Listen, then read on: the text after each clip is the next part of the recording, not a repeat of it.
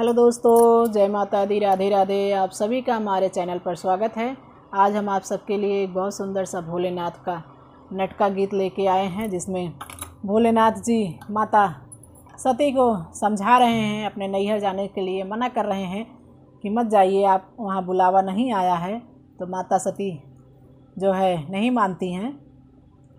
आप लोग गीत को पूरा सुनिएगा और हमें बहुत अच्छा लगता है, आप लोगों को भी अच्छा लगेगा। और कैसा लगेगा कमेंट में ज़रूर बताइएगा, अपना प्यार और आशीर्वाद दीजिएगा।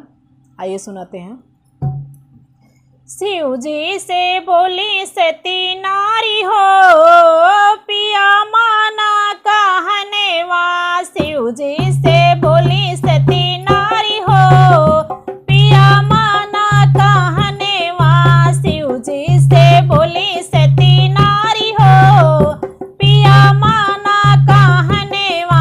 हमरे पिताजी यज्ञ के ठाने, हमरे पिताजी यज्ञ के ठाने। सब देवी देवता का ति बोलाए, सब देवी देवता का नेवती बोलाए। तू पिया चला ससुरारी हो, पिया माना कहने वा। तू पिया चला ससुरारी हो, पिया माना कहने वा।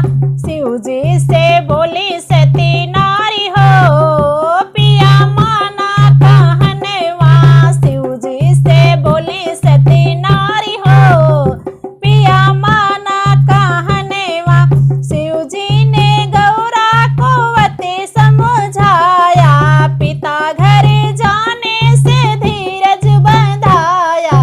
शिव जी ने गौरा को अति समझाया, पिता घर जाने से धीरज बंधाया। वो तो अटे नहीं हर तो हार हो, पिया माना कहने वा। वो तो अटे नहीं हर तो हार हो, गौरा माना कहने वा। शिव जी से बोली सती नारी हो, पिया माना कहने वा। शिव जी से बोली सती नारी हो, पिया माना कहने वा।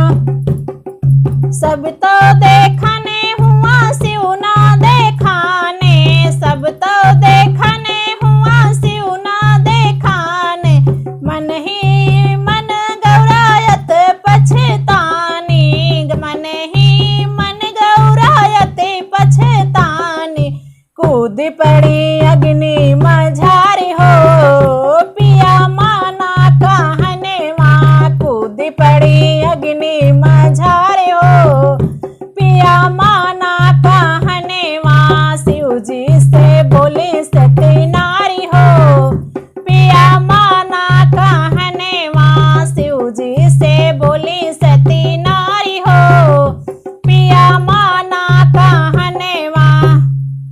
हर हर महादेव। आप सभी को हमारा गीत कैसा लगा कमेंट में ज़रूर बताइएगा और अपना प्यार और आशीर्वाद ज़रूर दीजिएगा।